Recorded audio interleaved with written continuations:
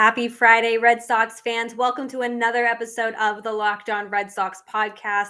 Thank you for making Locked On Red Sox your first listen today and every single day. I am your host, NESN's Lauren Campbell, and we have a very, very special episode for you today. That's right, it is a Locked On crossover with Brice Paterik of Locked On Rangers.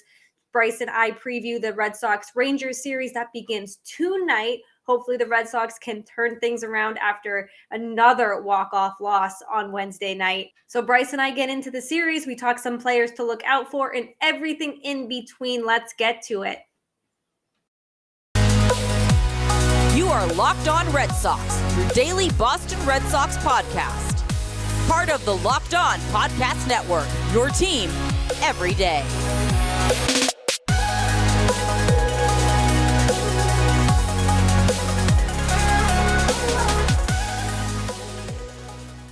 It's episode 593 of the Locked On Texas Rangers podcast. On today's show, I have Lauren Campbell, host of Locked On Red Sox, to talk about what has gone horribly wrong for the Red Sox this season, where they need to make up for it, and what's going to go on in this weekend series in Arlington. All that and more on this episode of Locked On Rangers. Let's get into it.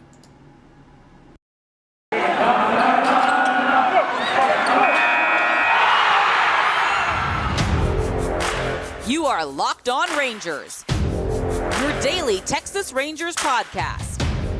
Part of the Locked On Podcast Network, your team every day.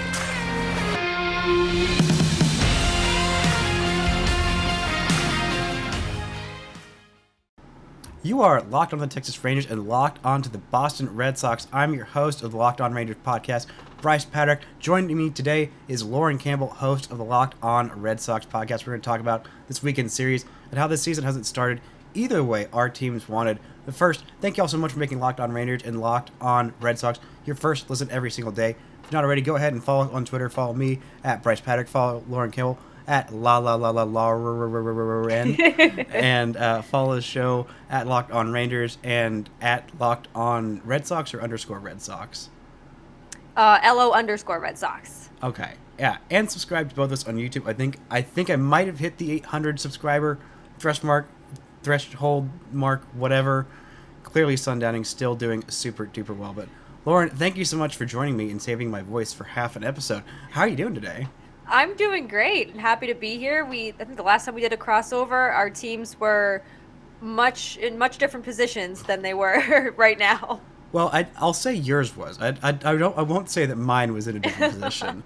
Still not the best. But actually, you know what? The Rangers are kind of on the upswing. We're recording this on, what is today? Wednesday, right? Today is Wednesday. This will go up on Friday before our series. So the Rangers have just absolutely throttled the Royals and then kind of let them get back into it. But they're doing all right. And the Red Sox start the season, who I had ahead of the Yankees. I think I had them fourth in the AL. No, third. Yeah, third in the AL East, whatever division, making the playoffs. And I trusted their starting pitching and their lineup a little bit more. But this has not been a great start. This has been a horrible start for the Boston Red Sox. What has gone wrong just overall at first glance with this team? The biggest glaring issue, which is so surprising to me, is the offense. There's been no offense outside of Devers, Bogarts, and JD Martinez. Now, this is coming off the back of a nice Tuesday win, a lot of offense, 11 hits. Trevor Story has finally looked to find his groove, but it is one game, so we're not going to get too excited. But the offense, which was not supposed to be the problem, is the big problem. And the bullpen, the starting pitchers for the most part have been fine. They're doing everything they can to get this team a win, and the bullpen comes in and just absolutely throws up all over themselves. They don't know how to hold leads. They cannot keep men off base, and it's been a lot of ugly losses and a lot of anger in the first 30 games of the season. Yeah, so a second baseman not doing well. Trust me, I know what you're talking about. Trevor Story. I was very surprised that he went to Boston. There was a lot of weirdness going on around all of that, including some subplots around Tim Hires, the former Red Sox hitting coach, who's now the Rangers hitting coach. Do you think losing Tim Hires might be part of why this team is struggling offensively? Or do you think it's partially just because of, offense is down in baseball and the baseball seems to be just very horribly dead? I think it's a little bit of both. I think, Hires was around for a while. He was respected in the Red Sox clubhouse. Players really liked him, and he was obviously doing something right with the offense. So I do think it's a little of both, but like you said, offenses seems to be a little more down this year. The baseball's a little bit more dead than they've been in seasons past. So hopefully after Tuesday's nice win over the Braves, the Red Sox can kind of carry that momentum because they're going to rely on this offense at least until the trade deadline. If they can't get any bullpen help, this offense is going to be a big reason that the Red Sox either win, get back into the division, or stay hanging out with the Orioles at the bottom of the AL East. Yeah, this is definitely a team that I thought was built to win, and I'm noticing on this Baseball Reference page a lack of Chris Sale. What is the deal with Chris Sale? I feel like there's always something going on with him. Does he still have an arm attached? Thankfully, he does. He suffered a stress fracture in his rib just before the lockout ended. So I guess fortunately, you could say it had nothing to do with his arm. That's good. He was supposed to return early June. He suffered what Chaim Bloom said, a personal, non-medical, non-COVID issue. But his timeline still is June, just a little bit later. It said it's not related to his arm or his shoulder. So good news is that his arm is still there and Good. that he should be coming back to this rotation we'll say late June. I'm going to say June 20th. That's my date. Well, that'd be a good date for sure. And the rest of the starting pitching, like you said, is done pretty well. Nathan Eovaldi continues to be just... I always underestimated him. I always did from an outsider, and the more I watch and the more I think, wow, this guy is really one of the better pitchers of baseball. But two other guys in this rotation who have done really well is Michael Wacha, who has a sub 1.5 ERA through 5 starts and is listed on the IL here. And Rich Hill, who I completely missed going to Boston. I mean, I'm just going to assume this guy is going to pitch until he's 50, but he is also on the IL, but also has a sub 3 ERA. What has been the deal with this starting pitching? I know Eovaldi is there, but it looks like Pivetta and Tanner Houck? Tanner Houck, yep. Okay, have not had the best starts to their season. No, Tanner Houck, I feel, will be a good MLB pitcher. I think it's a matter of defining a role for him because last season he was up and down between Boston and Worcester. I want to say 13 times. I know that sounds aggressive, but he had so many options, and it might have been a little lower, but he did say it gets your mindset a little bit wonky, but you still have to go in just knowing that you're going to play a role. He is supposed to be out of the bullpen now that Garrett Whitlock has slotted into the rotation, but with Rich Hill getting COVID, he went back into the rotation. So who knows what kind of role this guy is going to play. But I do think he will sort it out once he figures out a defined role. Michael Wacha has been incredible. It's a shame that he's on the IL. Hopefully it's just those 15 days. He's been such a pleasant surprise. Nick Pivetta has been a pleasant surprise, but not a pleasant surprise, a surprise in the complete opposite direction of a pleasant surprise. But his last start, he turned everything around. It looked like he had a really, really dominant start. And that's what Red Sox fans saw in his first 5 starts last season. He went 5-0 in his first 5 starts. So hopefully he's kind of worked over that hump. But yeah, then you have Eovaldi just doing absolutely everything he can. I don't think Red Sox fans would have ever thought that his extension looks better than Chris Sale's when the two were signed, which is just silly to me. Like, whoever thought that? And then there's Garrett Whitlock, who's been great, just great pitcher in general. He's been so wonderful for the Red Sox. And I think he belongs in the bullpen, but he's developed as a starter. They're trying to define a role for him, much like Houck. You have to stick with what you're doing. But overall, going into the season, I was like, starting pitching can be really iffy, especially with Chris Sale starting the season on the IL, James Paxton recovering from Tommy John surgery. But Rich Hill's been a great surprise. Alex Cora said Tuesday that he's been throwing. He has COVID, but he's been throwing. He feels better. So hopefully he can get back into the rotation, not miss a step, because the Red Sox will need their starters to go a little bit longer, save for Eovaldi. He's been wonderful. And continue to provide what they have for this team just a little bit longer into games. Mm-hmm. Yeah, for sure. This is definitely a team that I think will turn it around because they're just too talented not to. And, speaking of the offensive struggles, of the guys who have been struggling offensively, I mean, you've got a lot of big bats like Verdugo and Kike Hernandez and Trevor Story who have been struggling offensively. Who are those guys you think is going to turn around first? Who are you most confident in turning around their season kind of figuring out how to hit with this stupid dead baseball. I think Alex Verdugo, and I think that comes from a lot of his passion and just his love for the game, his can-do attitude, just kind of always just putting everything he has onto the field. And that's not a knock on Kike Hernandez or Trevor Story by any means, but I think that with Alex Verdugo's work ethic, he'll be the first one to start just hitting the cover off the ball if he can figure out this dead ball era. But he's somebody who I think has a lot more to offer than he has in the last 2 seasons with the Red Sox. Yeah, he's definitely a good player, and there's a lot of good players on this team. It should be a lot of fun. This series coming up, we'll get into a little bit of how the Rangers are doing. Some former Red Sox, also former Rangers that are now former Red Sox Rangers, reanimated on the Rangers. Get into all of that. But first, I want to tell you guys about Built Bar. That's right, the best tasting protein bar. I actually just got a shipment. Got my little fancy Built Bar wrapper here. Some peanut butter brownie and some mint brownie as well. Lauren, what would you say is your favorite Built Bar flavor? Cookies and cream, hands down.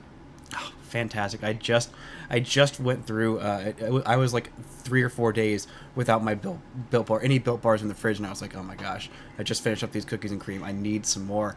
And I was worried, and I went to the movies yesterday, and I saw it on built.com. It was like, okay, well, your order is fulfilled. And I'm like, but I don't see it there. So I get back from the movie, and all my cold drugs are starting to work. I'm starting to feel better. I come back, and boom, this big old thing of Built Bars is on my doorstep. What a wonderful, wonderful surprise to come on to. If you want to go and check it out, they're the best tasting protein bars. They're healthy for you. They're great. You can go to built.com. Use promo code LOCK15 for 15% off your order. Use promo code LOCK15 for 15% off at built.com. Thank you all so much for making Locked On Rangers and Locked On Red Sox your first listen every single day. For your next listen, make it the Locked On Now podcast. Recaps of MLB games with analysis from our local experts, including us and every other of the 17 other Locked On hosts that I've had on the show for the last couple of weeks, taking fans through the season like no other network. It's free and available wherever you get your podcasts. So, Lauren, what questions do you have about this Rangers team? I know a lot of AL East teams don't think a whole lot about the Rangers. They haven't been in contention for quite a while, coming off a truly horrific 2021 season and a very loud but sometimes forgotten splashy offseason because of the 99-day lockout. So what are some of the things you want to know about this Rangers team and Red Sox fans too? Yeah, I mean, aside from the obvious players on your roster, who is somebody Red Sox fans should have their eye on or kind of be worried about going into the weekend series? Well, this will be a way out of left field answer, but the best, I'm sticking my claim on it. I'm officially starting this claim that the best reliever in baseball is Brock Burke. He is a 25-year-old left-hander who the Rangers acquired from Tampa Bay in the Jurickson Profar trade. If you remember correctly, Yep. It was a 3-way trade somehow. I still don't know how the Rays got involved, but I'm very thankful that they did because Brock Burke was a guy who I liked a whole lot, was a starting pitcher coming up.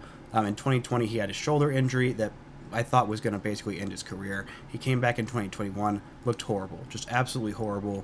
I thought, all right, well, that sucks. This kid's done. He was only 24 years old. It felt a little early to write him up, but it was just that bad a season. Comes in this year, starts throwing absolute gas, comes out of the pen, is really tall, really lanky, has a really long release point. He's got a 1.62 ERA in 9 games, 16 and 2/3 innings, 26 strikeouts. He is not walking anybody either. Only allowed 1 home run. The guy has been absolutely fantastic as an actual long reliever, as opposed to the guy who we thought was going to be the wrong long reliever, Garrett Richards, who has pitched 8 games and 10 innings. So he's literally gone like 2 innings as his longest. So I don't know why they claimed him to be the long reliever, even though I'm actually pretty sure that Garrett Richards is like the second or third highest paid pitcher on this staff right now. Oof. I don't know why. That's more to say about the Rangers not having a lot of older pitchers on the staff than it is about him, but also a little bit about him. A little bit. I mean, Red Sox fans know a little bit about him as well. He did pitch well out of the bullpen for the Red Sox, but once that sticky stuff ban came down, he was one of the pitchers who was really, really impacted by it. So we totally sympathize with you and the Garrett Richards and wondering, when is this guy going to, do what he's supposed to do while he's here? Yeah. There wasn't... I didn't have a whole lot of hope on him, which Matt Moore has significantly outperformed him, which Matt Moore has really turned around this year. I was absolutely pulling my hair out because we did the Matt Moore experience several years ago. It was bad. He was bad last year. He had a 6+ ERA, but stayed in the Phillies rotation even though they were in contention. but he has figured out a new grip on his curveball. He has been fantastic. He's still walking a crap ton of batters, 11 in 12 and 2/3 innings, but has a sub-1 ERA and more strikeouts than innings pitched, and is not allowed to home run, which is very concerning. Because not concerning, but like, I don't know, discombobulating, I should say, because he gave up a lot of those. But another former Red Sox, who's also a former Ranger, who I'm very glad that he's back, and is the ace of this Ranger staff, is Martin Perez. He has been... Who would have thought? Fantastic. I am so happy for this guy. Like, he makes me so happy that he's back. Like, also, totally embarrassing on all of Rangers fans' part. I don't know if Red Sox were told from the start to call him Martin Perez. I believe that's what it is, not Martin Perez. I'm still trying to figure out if that's what it is, because the TV broadcast is calling him Perez, the radio broadcast is calling him Perez, and we called him Perez for the first 6 years that he was in Texas. But he has been lights out, has a 2.10 ERA in 6 games, coming off another great start last night. Gave up 4 runs, but 3 of those were unearned and were given up by the bullpen. Went into the 7th inning. I don't know if he got all the way out of there, but he also absolutely limited the Yankees as well. Limited some pretty good offenses that he's faced. He has just been... I mean, the first couple of starts were a little rough, a little shaky. He wasn't fully healthy going into spring training, but he has been way more than anything the Rangers could have possibly asked for when they signed him to that 1 year, $4.5 million deal. And that's a good thing, because he struggled with Boston to kind of find the groove and really reach his potential. Maybe it was just a matter of him going back to the Rangers and being comfortable. But what I really liked about Perez while he was here was that no matter what, he was always so optimistic. If he had a bad start, he's right on Twitter being like, we'll get him next time, guys. Like, I'll be better. Very accountable. And just overall, just seemed like a very, very genuine person. I just wish that translated onto the field for the Red Sox more when they really needed him to step up. But I'm really glad to see that he's thriving. And you called him the ace of the staff, that might blow Red Sox fans' minds, because he was not that while he was with Boston. But it sounds like the Rangers are kind of having the same issues where you get your starter into it longer into the game, and the bullpen is just kind of like, here you go. Here's your opponents. Here's some runs. Yeah, it had been a little bit like that at the beginning. The Rangers offense really exploded at the very beginning of the season, and then there was the next week it was absolutely dead. The bullpen was horrendous in the very first start of the season, but for the last couple weeks it's actually been much better. It's just the hitting hasn't been, coming up quite as big, but they still have, I believe, around a 500 record in the last 10 days or so where they've looked much better. But yeah, it was supposed to be John Gray that's supposed to be the ace of the staff. They signed him to a big 3-year deal, but he has pitched now. He's avoided, as of this recording at 10:38 a.m. on Wednesday. He has not been placed on the IL, but for his first 2 starts, he had 2 IL stints, and we were a little scared after the third one. There's going to be a third IL stint. So actually, the fourth one. The third one was okay, 3 innings, I think. But the last one, he had another knee issue, had a blister opening day, only went 4 innings, then had a knee issue that happened apparently on the first pitch of his first game back, and then set him back for a little while. But Dane Dunning has also been very good for this Rangers rotation. Corey Seager's coming off on Wednesday, had a multi-home run game. The whole offense has been kind of hit or miss, but Marcus Semien has been in a rough place. Mitch Garver's on the 10-day IL. People kind of forget about him as he was when he's healthy, he's one of the best offensive catchers in baseball. But his backup, Jonah Heim, has been incredible as well. In 16 games, he's still got an OPS over 1,000. He's been absolutely crushing it. Very happy for that guy. Didn't think that he was going to make the opening day roster coming out of camp. But of the 2 new hitting coaches, their new philosophies hasn't quite worked with everybody. But Jonah Heim is the poster child, because that kid is crushing baseball right now. Yeah, and it gives Rangers fans something to be really optimistic about and something to look forward to in him. And it sounds like the Rangers are going to avoid seeing Nathan Eovaldi. He does pitch Wednesday for the Red Sox. So I think you'll miss him by a day. That'd be my guess if they stick with the 5-day rotation or 5-man rotation. So good news for the Rangers. But is there anyone else in the starting rotation where the we look? I know the probable pitchers haven't been announced yet, but is there any specific starter that you think could be dangerous for this Rangers lineup? Well, Dane Dunning, I briefly touched on. I can't remember when his last start was. I think it was one of the Sunday starts. But he has been much better for the Rangers this season than he was last year. He's a former first-round pick. He's bounced around a couple different places. I think he was part of the Adam Eaton trade, initially drafted by the Nationals, then was traded to the Rangers in uh, yeah, December of 2020 in the Lance Lynn trade. Was pretty solid last year in a really just probably the worst rotation in baseball. Had a little bit of the reins, pulled in on him because he was still trying to build himself up. He was coming off Tommy John surgery, not that far removed. This year, reins are off. He has been let loose. He has been much better. I was a little concerned about some of his walk issues because he is a guy who has some of the lowest fastball velocity in baseball, and he's only 27 years old. He's not like some old guy out there, and he's thrown 3,000 innings or whatever. Like, he is a control command guy. His strikeouts have been much better. Added a new pitch, a sweeper, which is more of a horizontal slider. Him and John Gray both added that this year. It's been pretty effective for him as a strikeout pitch for a guy who wasn't necessarily thought of as a strikeout pitcher. I think the Red Sox will see him at some point. Big ground ball guy. Big glasses pitcher. Love me some glasses pitchers. Hell yeah. But yeah, he has been one of the two consistent, reliable starters for the Texas Rangers this season, and they have really needed him to step up, and he has in the last 3-4 starts. Yeah, and that's somebody I've had my eye on since I knew the season or the series was starting this week. And one more question for you. I don't want to strain your voice too much. What is the key for the Rangers to win this series? Not necessarily sweep, but win it. I would say score more runs than the Red Sox. Really, just Corey Seeger, he had a really rough road trip. He was starting to look like he was turning around. He absolutely loves hitting at Globe Life Park. Field, excuse me, not park. Ugh, I hate the name of their stupid stadium. I wish we had a thing like Fenway where it's like they're not going to give away the naming rights. But Seeger looks like he is on a tear. If Marcus Semien can just get out of this funk, he's not normally a quick starter, but the Rangers are going to need that, especially with Garver on the IL. Nathaniel Lowe has been inconsistent and would like to see more from him, but really they just need a little bit more from Marcus Semien, and I think eventually he will give that to him, whether it's this series or the next. Hopefully facing this really bad Royals team can get his bat warmed up so that he will be nice and hot when he faces the Red Sox this weekend.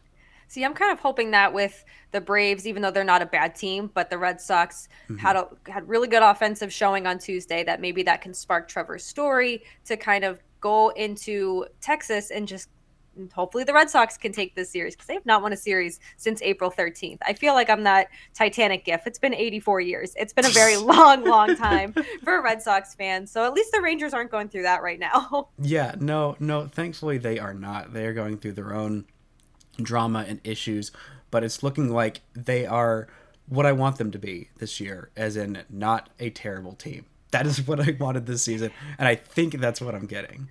That's all we want, right, as baseball fans, just for our teams not to be terrible, especially Red Sox and Rangers fans. They're so passionate. They want the best for this team. And after what the Rangers went through last year, I think Rangers fans deserve a better season than last. But correct me if I'm wrong. No, you absolutely do. I was it was real dire. It was the first 100-loss season for the Rangers since the 1970s, literally their second season in Texas. And this is their 50th year in Texas. So yeah, no, it was 100 losses. The Rangers traded my first prospect love, my first true prospect love, Joey Gallo, to the freaking Yankees, and then the Astros were in the World Series. And I told my Braves fans, I'm like, if y'all don't win this series, I might just give up on all of sports because this is about as badly as I could script it of a year for the Rangers. Thankfully, this year has been much better. Thank God for Corey Seager and Marcus Semien. Even if Marcus Semien isn't hitting all that well right now, he is still a very nice man playing some very nice defense, and I'm just very glad that he is a Texas Ranger. And as baseball fans, we always say it's early. We're probably going to be in June still saying it's early. There's still plenty of time to turn this season around. But I don't know about you, but I am not taking the Red Sox to win the World Series, no matter what the numbers say on BetOnline. Our partners at BetOnline continue to be the #1 source for all your betting needs and sports info. Find all the latest odds, news, and sports development, including this year's basketball playoffs, which the Celtics are making their run in, Major League Baseball scores, fights, and even next season's NLF futures. BetOnline is your continued source for all of your sporting wagering information, from live betting to the playoffs, esports, and more. Head to the website today or use your mobile device to learn more about the trends in the action. Let's bet online where the game starts. So, what are your biggest hopes? What were your hopes for the Red Sox this season? Have your hopes changed after this month? Or are you still kind of like, all right, like, because I don't know about you, but having my team spiral out in the last couple of crazy years of baseball, I've kind of lost my, or kind of destabilized my rational ability to like think about like handle a baseball season. Like, all right, this is what it's supposed to be like in the month of May. This is what it's supposed to be like here. Blah blah blah blah. Like, I don't know if that like the shortened season and the lockout has also messed up your ability to rationally process baseball as well. Or are you still feeling the same way about the Red Sox as you were before the season? I still think they can be a contender. And I'm beginning to think that they're exactly where a lot of people put them. And that's a lot of experts and analysts put them as fourth place in the AL East. And it's beginning to look like that's probably where they'll end up. I do think they're much better than the Orioles. I do think that this offense will turn it around. But I also think that it has a lot to do with the trade deadline. And I know that's still months away. But if Chaim Bloom does not go out and get legitimate bullpen help, this team is in trouble for this year. You have some big contracts coming up that they need to figure out. And if they're losing, that's not really appealing, even though this team is built for the future. I think they'll be fantastic in 2023. But I still have hope that they'll be a contender. But they'll, because of the expanded postseason, I think will help the Red Sox more this year than it would have last year or in years past. But I'm still holding on to hope. There's still 130 games left, 132 games left in the season. I'm not about to throw in the towel. Alex Cora has shaved his beard and the Red Sox won. So we are ready to go on a nice run here. And all it starts is with one win to get them going, right? So Mm-hmm. if they can beat a good team in the Braves, carry that momentum into the weekend series with the Rangers, and then come home and face the Astros, which will be a difficult series, it's going to be okay. I think that the Red Sox are beginning to turn a corner. And like I said, not ready to throw in the towel yet. If it's June and they're still playing the way they have been for most of the season, it's not going to be fun. Yeah, I think that is one of the good things about this team. One of the reasons that I think I'm a little higher on them than I was for the Yankees is that, you know, they're young talent. Like, they do still have a lot of young talent. Like, Xander Bogaerts is still under 30. Rafael Devers, I forget, he feels like he's been in the majors forever. I He's know. 25 years old. Yep. Verdugo's 26. Like, this is a team with a lot of like young, really talented players, and it's not like the starting pitching is like ancient or anything. I mean, Nathan Eovaldi's 32, Pavetta's 29, Waka's. How is Michael Waka 30? I feel like he's been in the majors for forever. Obviously, Yep. all that age is actually coming from Rich Hill that I'm imagining in this Red Sox starting rotation. But yeah, this is a team that is built for the future, and you know, maybe I don't know about this year. Definitely not this year, I will say. But next year we might get some Rangers Red Sox playoff series, because I don't think we've ever had a Rangers Red Sox playoff series in franchise history. That would be a lot of fun. And that'd be very like aesthetically pleasing for like the uniform wise. Those are Oh some my nice gosh, uniforms. Be yes. beautiful. This needs to happen. 2023. Red Sox Rangers. Book it. Oh my gosh, that would be it. Will be a very stressful and very fun series for sure. Yeah, no, the Yes. Rangers have only played like I think four, maybe five different teams in the playoffs. They played the Yankees like every single time in the '90s when they won the division and got beat by the stupid Yankees. They played them in the ALCS. They've played the Rays. I believe they played the Rays in 2010 and 2011 I think in so. those early series. They played literally every single AL East team in the playoffs except for the Red Sox. They even played the Orioles in that one game wild card, and obviously those two stupid series in 15 and 16 with the stupid Blue Jays. Oh, stupid. I don't Hey, hate at the least Blue it's Jays just anymore torturing you. because they're all gone.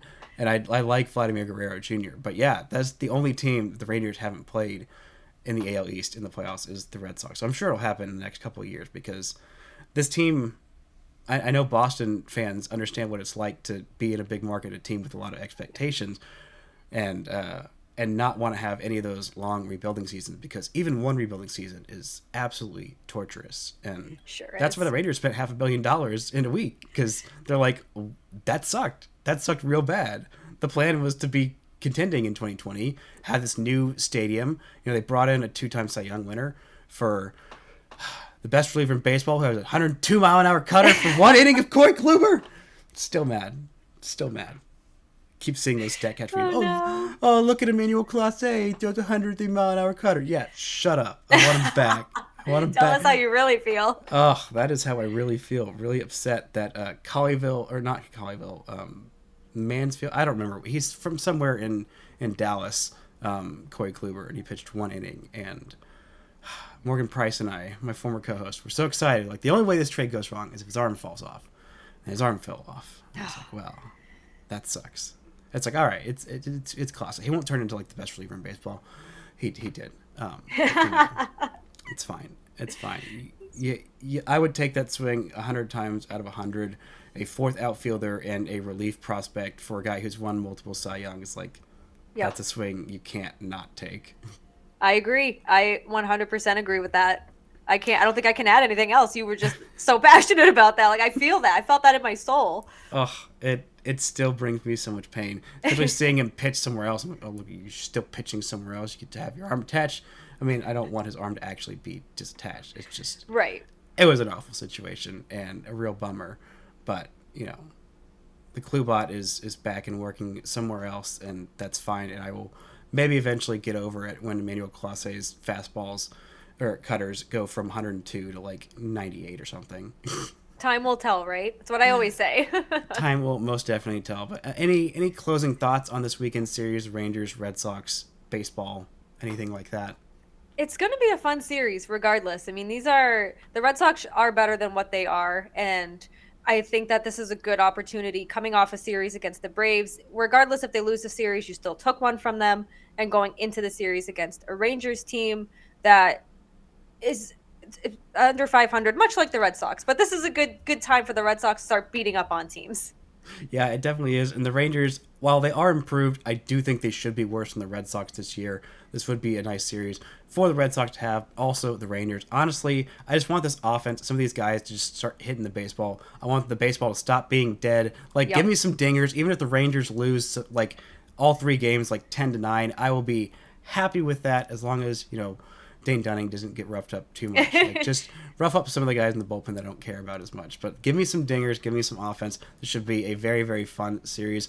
Lauren, thank you so much for joining me on this episode. Thank you all for making us your first listen every single day. On Monday's episode, I'm sure we'll both be talking about this series. Thank you all so much for making this first listen of the day. Like I said, literally 3 seconds ago, but for your second listen, make it Locked On MLB. Paul Francis Sullivan, please just call him Sully. He brings you his unique perspective on the major leagues, both past and present. It's free and available wherever you get your podcast. Y'all, thank you so much for listening to Locked On Rangers and Locked On Red Sox. Until next time, I'm Brice Paterik. Thank you to Lauren Campbell. Until next time, don't forget to enjoy baseball.